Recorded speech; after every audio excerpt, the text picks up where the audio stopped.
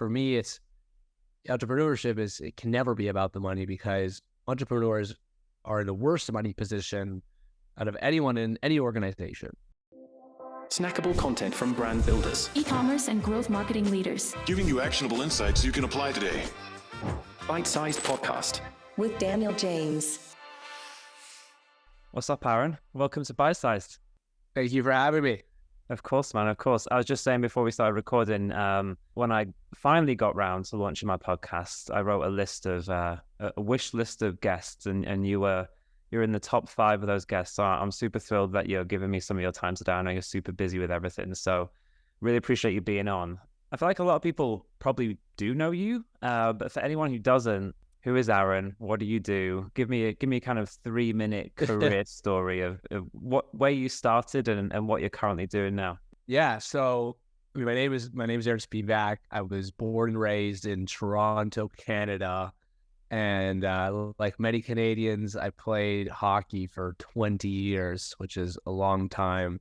I'm 28, and growing up, I was that typical, lemonade stand, cut your lawn, like window cleaning, always doing something because my family's an immigrant family. My parents immigrated from Israel in their late 30s, and I just, I didn't want sandwiches for lunch. I wanted to go to the cafeteria and buy things. I wanted to eat good lunches, and I always felt like I didn't want to ask my parents for money, so I had to make it. So I always enjoyed like taking care of people and finding ways to provide better services. And so entrepreneurship was always something that I loved. And then throughout all those fun businesses, and when I was 18, I launched a company with my brothers and my mom out of the basement of my house called Revitasize, which is essentially like in today's world, like your local juice shop. But in 2012 and 2013, the healthiest thing to get was in Toronto, we have Subway or a Sub, and now we know all that stuff's unhealthy. But so really providing like a healthy solution, and we bootstrapped that out of our living room to 11 locations, and it still exists today.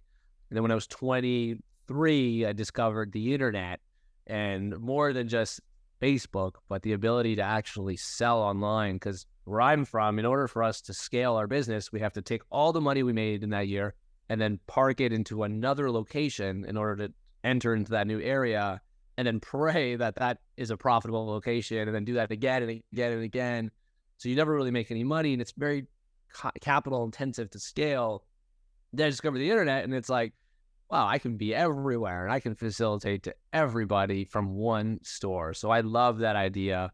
And we did that for Revitasize. And then I saw, my partner and I in 2018, we launched Hush, which quickly became the world's most popular and highest selling weighted blanket. And we built that on the idea that, I'm a big believer of innovation through iteration. I never want to be the first.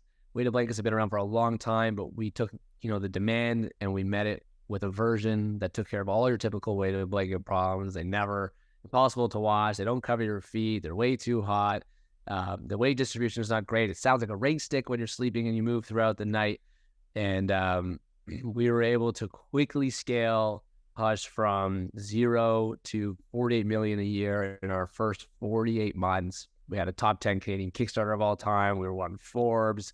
And then last year, we were able to sell the business to the largest sleep company in the country. If you're in America, you might know like the equivalent would be Mattress Firm. In Canada, Sleep Country. And yeah, that's the 3-minute journey so far. Congrats, man. Wow. I didn't realize that the rise of Hush was so quick and to that level. That's incredibly impressive, man. Congratulations. Thank you. So weighted blankets, what was the inspiration? Why weighted blankets? So my co-founder actually was volunteering at a camp that supported children with various different needs. And they used to have this stimulation room where like kids would go in, they want to relax, maybe they're having a panic attack, maybe they just want to take a nap. And they have all these different sensory devices. And he found this like weighted like lap pad that he loved, but it was so small. And he's like, dude, like these weighted pads are amazing. And then we went online and we saw like there was 300,000 people searching for weighted blankets. And what was meeting that demand, it was just a horrible product. And typically like just drop shippers or whatever were just meeting that demand. But it wasn't one of those typical like, oh, I want this unique microphone or this light and I'll just buy any of them. the people who were searching for weighted blankets actually had real issues. I mean, they were suffering from insomnia, from stress, from anxiety. These are real things that cripple us. Like we all know that the feeling in our chest when when we're anxious, and it's debilitating. You can't sleep, and if you don't sleep, it just now. I mean, since then, there's been so much studies on sleep, and there's been so many outspoken people about it, but it's terrible when you can't sleep. So we weren't interested in drop shipping or creating just a run-of-the-mill product to meet demand. We really wanted to create a product that not only worked, but had people using it for years and years and years. And that was our edge when building a brand. People came to us not only for the solution, but they trusted us to deliver on it. And it's how we've been able to expand into like pillows and sheets and mattresses. And it's like, those are all very commoditized, very competitive spaces. And why do people buy from us is because they know from the early days that we're not just going to launch a run-of-the-mill product. We're going to take our time, we're going to develop it, and it's going to do whatever we say it's going to do. Yeah, makes sense.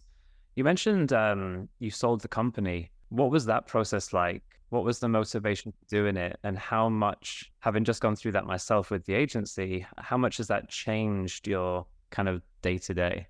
Yeah, I mean, the process of selling, I mean, it's the first business that I've sold, at least at that scale.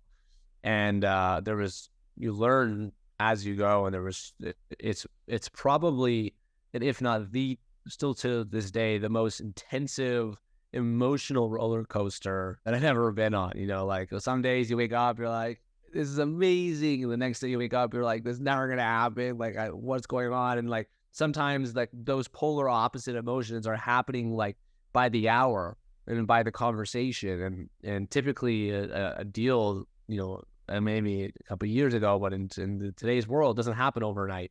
It was a year-long process, and with all that emotion, and you can't talk to anyone, you can't say anything because there's so much legality involved. You still need to run your business and grow it because that needs to be a part of the narrative. So arguably the most difficult year mentally I've ever been through in my entire life. So the process was very, very, very difficult. And of course, I mean, the outcome is what we wanted, and it's easy to say it was worth it, but now knowing what a founder has to go through when selling their business, I feel like a lot of us in the founder community or in the business and entrepreneur community, we talk about buying and selling businesses like it's like trading cards, but it's a lot more intricate. And as the deal sizes get bigger, it becomes even more complicated. But in today's world, like, we've been very fortunate. We've been agnostic from our acquirers, so we've been able to really operate as like our individual entity. We have our own office, we have our own team, we have our own payroll. Everything is individualized to us. But in the back end, we actually get to pull on this billion-dollar organization for things that we might not have. We don't have a 25-person HR team. We don't have, an in-house CFO right now. So we're able to kind of like, hey, can you help? Hey, can you step in here? So it's been a really good, and we've been very fortunate to have a strategic partnership. I know for a lot of other people, it sometimes goes the other way. Yeah, definitely. I think it's a really good point. Again, I haven't gone through that journey myself as well. Like you said, the emotional roller coaster, even though the outcome is one that you want, like the ups and downs through the process. And I think like the biggest thing is, like you said, it's the emotional aspect. And then you still have to run the day-to-day business. And that's really challenging to balance the two, especially if a process goes on for 6 months or a year, right? Like you take your eye off the ball, that has an impact on the deal if things are taking that long. So yeah, I definitely feel you on that one.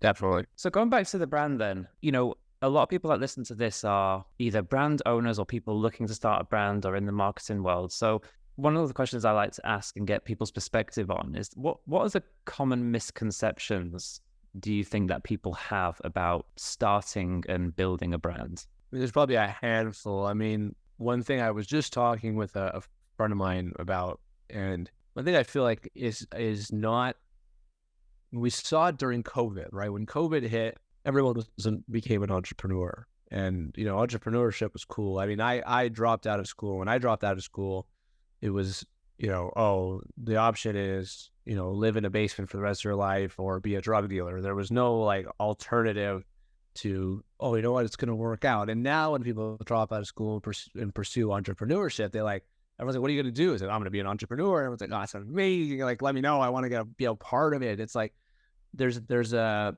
happy middle there. And I think for a long time, entrepreneurs were at the bottom, and then COVID hit and it went and it peaked. And we saw it with like everyone launching Shopify stores and candle businesses and all these like random things. And, you know, what I think is the biggest misconception is that you're going to be rich. And that, right, like for me, it's entrepreneurship it can never be about the money, because entrepreneurs are in the worst money position out of anyone in any organization, right? You're the last to get paid. You take on all the risk, you take on all the liabilities, and everything you touch and sign is in your name. Your face is out there, your livelihood is out there, and if you're, depending on where you're at in your life, your family is out there. Everyone is on the line. Anyone that's coming nowhere near you is fully head on the chopping block when you're an entrepreneur. And a lot of us like to glorify, you know, the big successful, the sales, the 1 in 100. But for me, you know, and you for sure have had this, and a lot of people have, you know, when you speak to someone who's an entrepreneur, after like 5 minutes, you're like, that person's going to crush it. And you just leave. You're like, it's just a lot. You don't know anything about the business. You didn't look at the P&L. You know nothing. But there's certain people that have the it. And usually the it is they just love, it's a love affair. And it's you can't get away from it. You can't even go on vacation. You can't turn off. And that's what entrepreneurship needs to be. When it comes about money, I always tell people there's way easier ways and way less risky ways to get money. And entrepreneurship cannot be about that. So true. It got glorified, right? And so much on social media is financial freedom and work from your laptop in Bali, and everything is just yachts and watches. And, you know, if only that were true. Although I'd probably be bored. It happens for some, but that can't be it, right? Like, you know, I remember that like people ask what happened after the sale, and it's like, I don't know, we went back to work.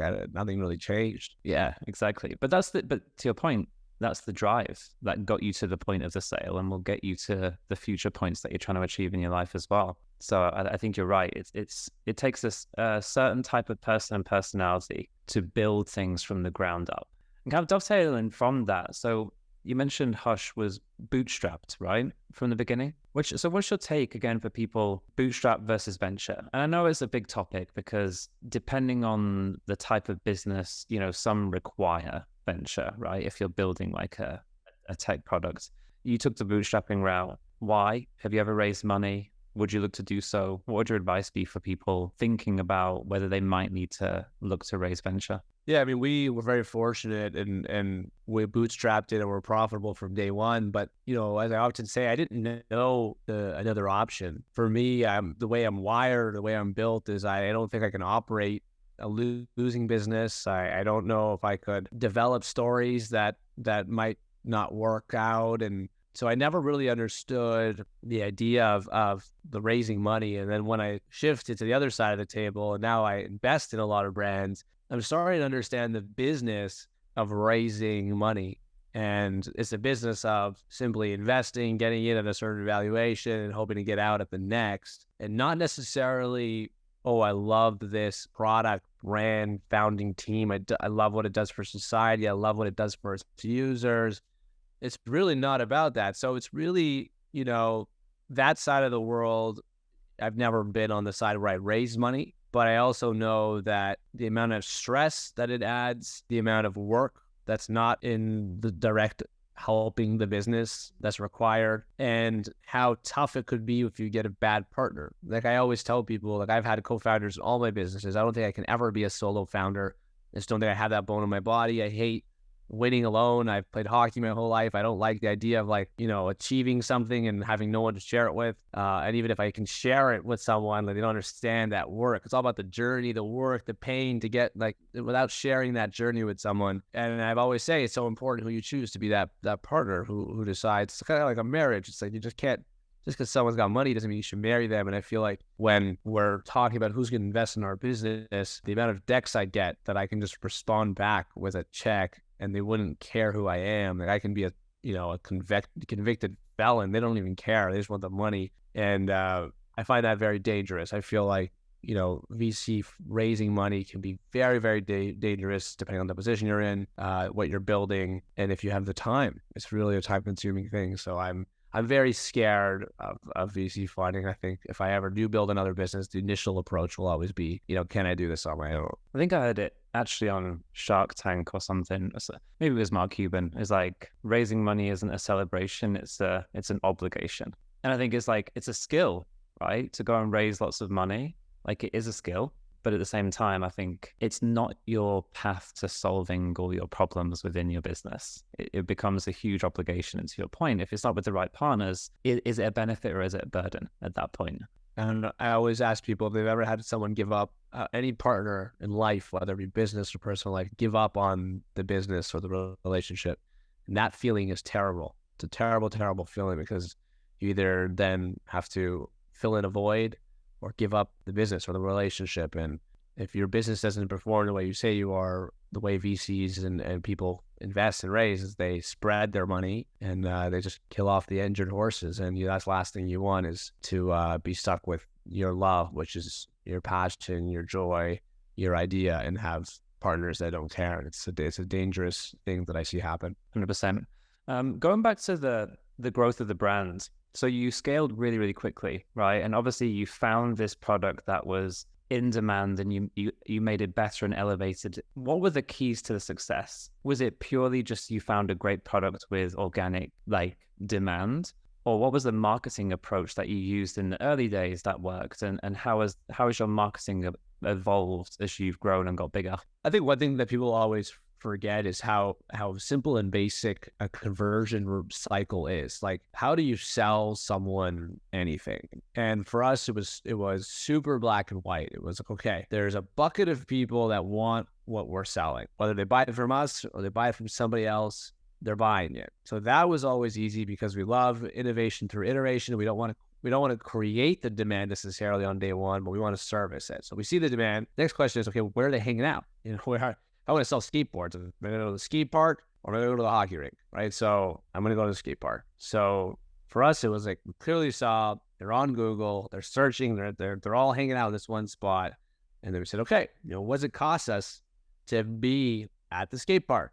And we figured out our cost. And the biggest thing, and most people, those first two steps, I think 9 out of 10 people who enter the business can answer those within a half a second for their business. The most difficult part, where things fall apart, and they fell apart for some of our competitors, which allowed us to move in, was they don't know their financials. And the amount of founders that I speak to on a regular basis that know their financials 98% and are missing 1 to 2% is who we exposed in the beginning. So we knew roughly what everyone's margins were. Because your space, what it costs to make your product. Sure, someone might get a little bit of a better price, give or take. So we knew roughly what their margins were. We knew what they were selling at. So we knew roughly what it cost for them to be at the skate park, because we knew what it cost. So we reverse engineered what our profit needed to be in order to scale and own it. And how low can we go to scale? And some of the best brands in the world, the true classics, the sheer techs, the best brands in the world, were able to scale on the smallest, finest margin in the beginning, until eventually you get brand dominance, and then you can pull back and widen that gap. Problem is people are very unaware of that gap. I have so many people like, was it, you sell something for $5, for 20, it costs you 5. So you assume you have 15 in margin. Okay. My marketing is 10. Okay. So I got $5 profit, but you're forgetting overhead and storage and palleting and processing fees and return ratios. And there's so many times that people forget the sauce, and at the end of the day, you have no money. So we grew the business to 0 to, our first year we did 900K. Our second year we did $10 million. In our second year, it was just me, my co-founder, and one other girl.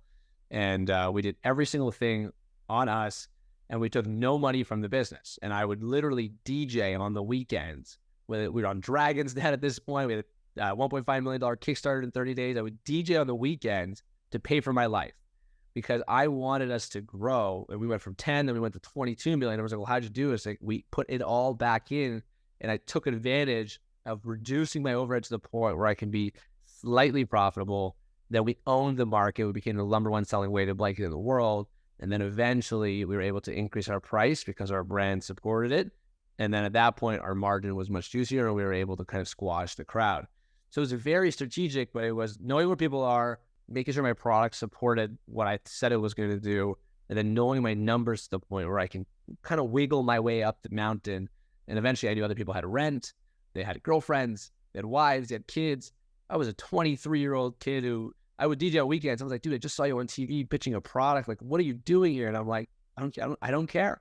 So that was our huge lever that enabled us to just pull away from the crowd in early days. We were savages. I love that response for many reasons. And it's like, it's so true. And obviously from an agency standpoint, we work with lots of brands. And, you know, I feel like so many want that holy grail of max efficiency, max scale from the get-go. And probably as well, a lot of agencies are telling them they can do it for them, which makes it even harder, right? So when you get a bit of more of a realistic team who understands these things, and to your point, like, you know, how to scale things to that degree, it's a difficult pill to swallow, right? I would argue it's very difficult for any brand, regardless of products and marketing, to have max efficiencies, max scale from the get-go and just be able to do that forever. So I love that approach, and it obviously worked. It did. A bit more tactical marketing, Aaron, if you don't mind. What channels are you spending on? Are you running paid? What does that look like? What's working? What's not working? Yeah, so we grew our business on paid, and we still grow our business with paid media. We're spending on Facebook or Meta. We're spending on Google, spending on TikTok. We do a lot of out-of-home things. So we've sponsored buses, bus stops, and billboards, radio, TV. We have an influencer portion of the business that does relatively well. So we really are everywhere, but it's always important to never forget, there's always one channel, or one or two channels you don't want to turn off. Everything else is in growth mode. And those are always, in my opinion, going to be Meta and Google, at least in our space. Yeah, for sure. And from a overall kind of omni-channel perspective, so you got your online store, Amazon, I'm assuming, retail. At what point was it always omni-channel from a sales perspective, or did you start purely online? What was the evolution there, and what kind of gave you the, not confidence, but what was the right point at which to expand from just maybe a single point of sale?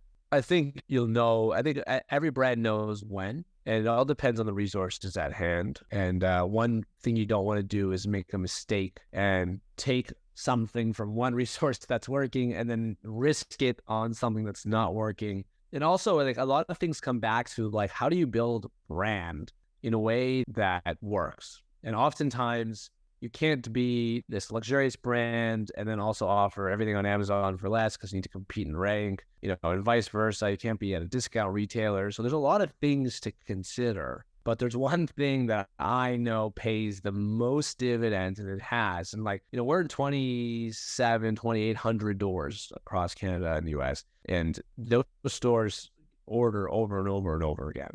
But in the first 2 years, we would sell them because they wanted the brand, and then nobody would buy. And then they would either want to sell it back to us. It was a headache, and they'd never buy again. And it was like, then they would discount it. It would hurt the brand. It's like, what are we doing? Why? And we always forgot in the beginning that nothing should ever impact the brand. There's nothing more important than what people think of you when you're not there. That applies to you, that applies to your brand, that applies to everything. So what we did is we scaled it back. And we went really heavy in providing the absolute best customer experience of all time, to investing into our products, to building community. So when we launch products, we call our customers, we talk to them, we get our feedback, we involve everyone possible in the process of what we're doing. And then over the next 2 years, we were able to only work with specific retailers that we knew we had demand in that area, and we would even drive traffic to them. So the idea is you'll know when it's right for you, and don't just sometimes we just push to take the money, and the short-term money, if you're building a brand, can sometimes be the thing that hurts you the most. Yeah, it's great advice.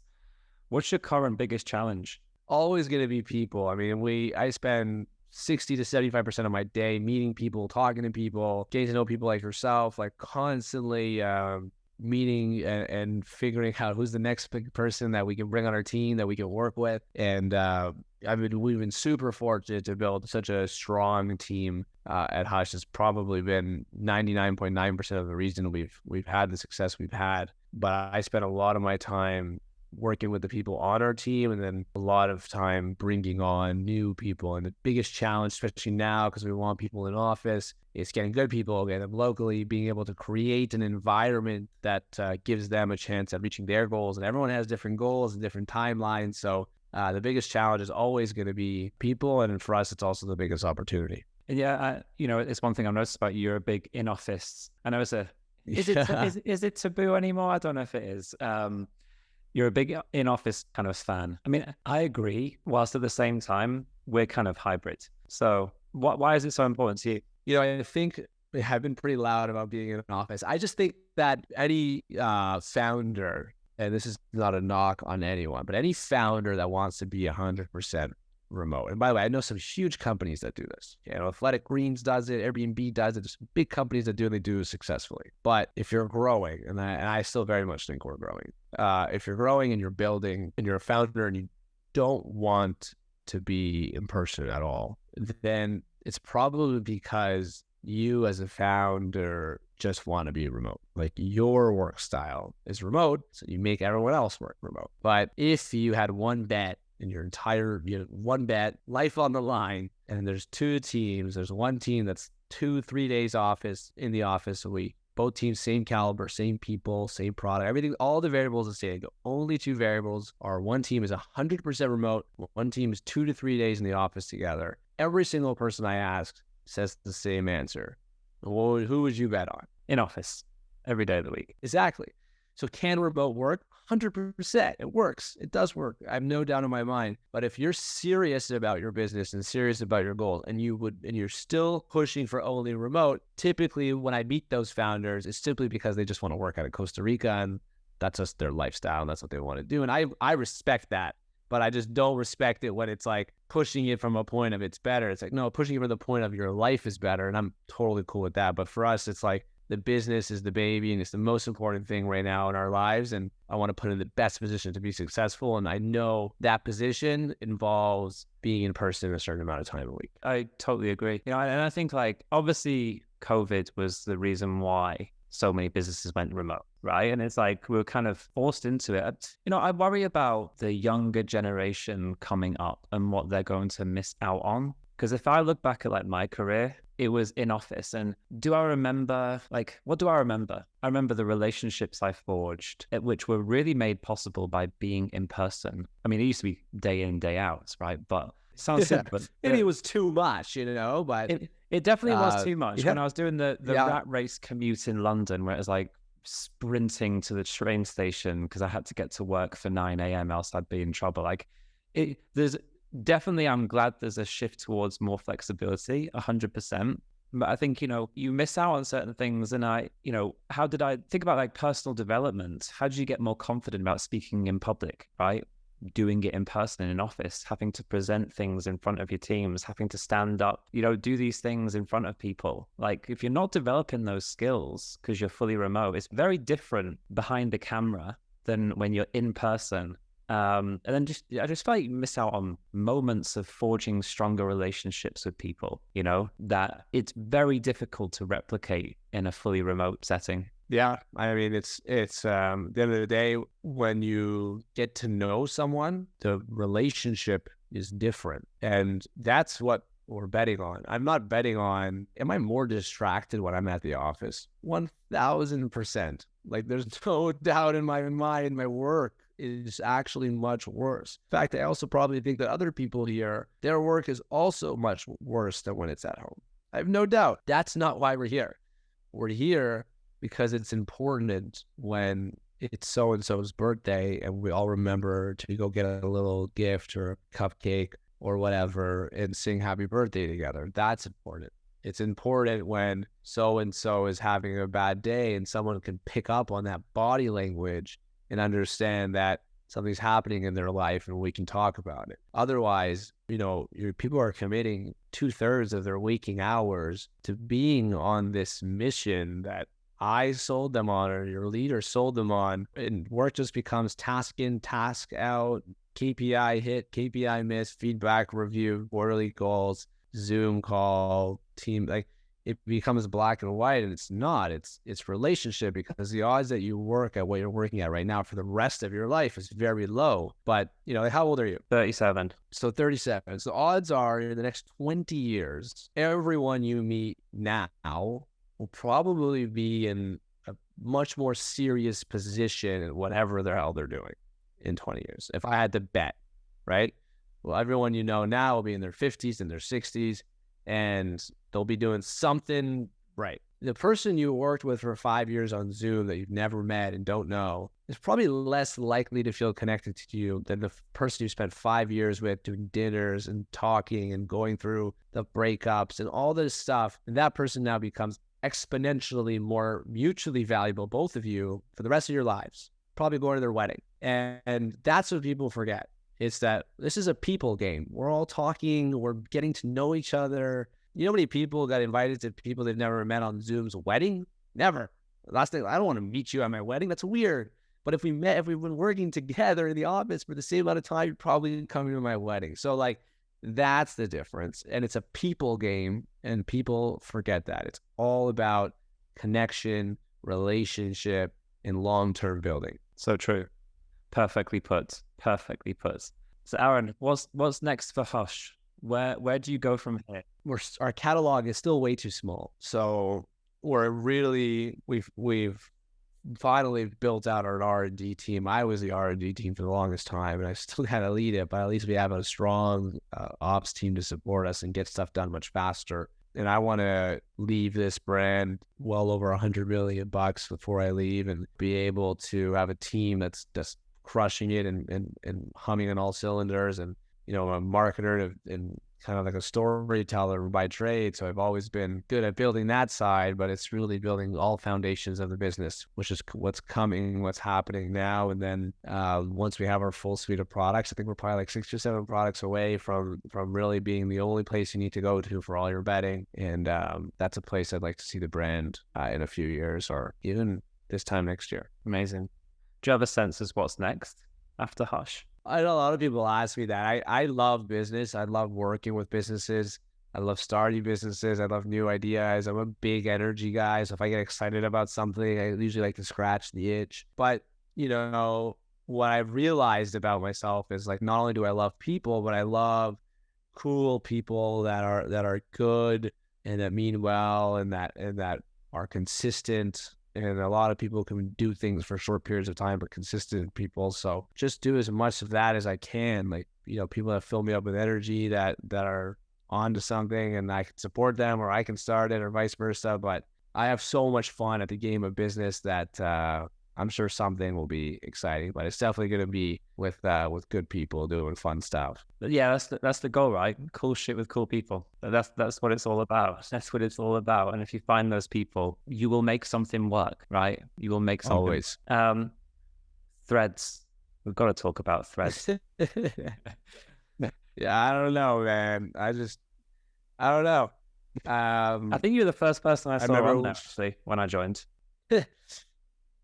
I just remember a handful of months ago when I went all in on Meta, and everyone that knew what I was just, saying all these negative things, and it's over, and iOS and the ads, and boomers use it, and no one likes Facebook, and the metaverse is a sham, and Zuck is washed. And I just, Zuckerberg to me is Steve Jobs of social media. And if Steve Jobs was alive today and Lawrence and was just doing anything, we would all put everything we had and more behind him, even if he sounded nuts, because Apple is almost a decade after he's been gone, more than a decade after he's been gone, and it's the most valued company in the world. So, and Zuck is here, and he's active, and he's in the business, and we're fading him. Doesn't make any sense. So the grandfather of social media, sure, MySpace, this and that, but he's always been the best iterator in the world. He's always taken something and made it better. Snapchat to Instagram to the stories, he's a known iterator. And I think the Threads execution has been incredible. And I think he's got the right team to make it last. The hype is going to obviously dropped down a bit. But I think if there's any horse that any jockey that I'm betting on, it's Mark Zuckerberg. And I just don't. I think he's too young, too smart, and too competitive to be giving up and just let Facebook die. I mean, so what, he missed on the Oculus or whatever, like, and did he really miss? Who knows? Like, it might even not miss. So we'll see. I'm with you on that one. Never bet against Zuck. That's for sure. I like it as well. You can't. I think people just want, you know how it is. People want to say something contrarian or, oh, it's this or that. And, people gravitate towards the I guess the entrepreneurs they like the most. But I mean, what a seamless execution. And as if he cares that it's a copy of Twitter. Like, he's got access to a couple of billion people that he can just seamlessly say, hey, get on this new app, and it's so integrated and so seamless. I've got like high 70 million downloads. Insane. The smartest. I would have paid money to see the traffic of Twitter and TikTok when that thing launched, because their traffic probably fell off a cliff. No, I can imagine. If it hadn't, Elon would have tweeted about it. Put it that way. He would have been saying, "Oh no." Yeah, if it hadn't, he would have been like, "Yeah." I want to suing him or something. So I know. It's a good move. Suing him and then fighting him in a cage as well, apparently. Which I hope they open that one up to betting. That would be an interesting. Well, dude, thank you so much for being on. Like I said, absolutely thrilled. Super impressive what you've built. In my opinion, doing it the right way as well. Just your approach and philosophy to building teams, building companies.